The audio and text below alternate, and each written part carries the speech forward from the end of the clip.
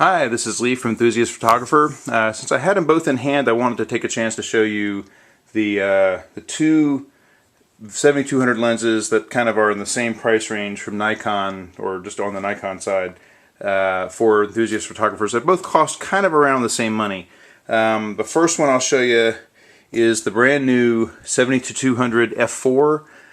It's $13.99 list, and it's an incredible lens. It's really sharp, really nice and light was my big thing. I had the much older 80-200 f2.8, which gives up a stop of light, and for a stop of light that basically means I can cut my shutter speed, or double my shutter speed, or cut my ISO in half. So a stop of light between an f2.8 and an f4 is a big deal, but for me, the fact that this only weighs 1.87 pounds, or about 8.85 kilograms, was a big deal. It really chopped a lot of weight off my bag and made sure this came with me. So the other thing that's kind of that same price range, you see them used for around $1,500, is the older 70-200 f2.8 VR1. So one thing you're going to notice, obviously it's bigger. This is the one more stop of light, versus this, but 3.2 pounds, or almost a kilogram and a half, 1.45 kilograms. It's also 8.5 inches versus 7 here, so you're really talking on a much more substantial lens. You've got the foot, but the nice thing about it is the foot design is removable, so you can just kind of do with that, which is kind of handy. But even still, this is a pretty beefy lens. It's great, it's sharp, but I would tell you, they both have VR. This is going to give you probably an additional stop over this for hand holding with the VR3 that's here. But for me, the main thing was weight. This at 3.2 pounds, or my other lens was slightly heavier than that. The newer VR2 is even heavier than that. It's 3.4 pounds and almost, well over a kilogram and a half. So big weight difference between the 2.8 lenses and the f4, and that was the big deal for me.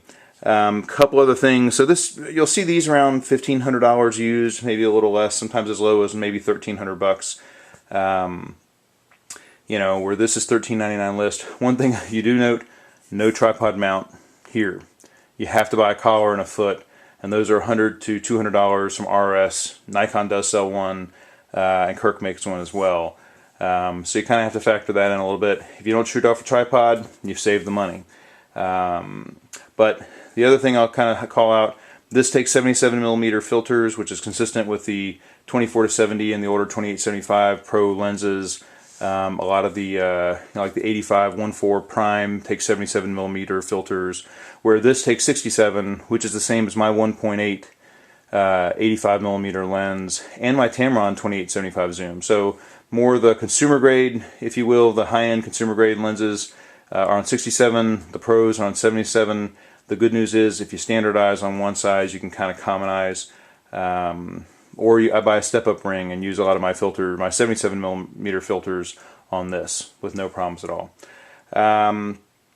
So that's just kind of the quick comparison. I mean, the other thing I'll kind of call out is the newer version of this, the VR2, is $1,000 more than this list, $23.99. You see them for $1,900 used. The one thing I will say is, adding a couple $100 for a tripod mount here versus the VR2, which obviously comes with one, you maybe want to think about, whether you need that extra stop of light and you can manage the weight, because the newer 70-200 f2.8 is almost double the weight of this guy. And like I said, for me, what that found was I wound up leaving my 70-200 or 80-200 at home because it was just so heavy in my bag.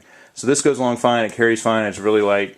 And I love it a lot. It's extremely sharp. The testing has come out great on this thing. So I would just tell you, if you're an enthusiast photographer, probably, unless you're shooting sports or lots of indoor low light stuff, this is a great lens for you. Come to my blog, enthusiastphotographer.com, or on Facebook, or follow me, EnthusPhoto, at Twitter. Thanks.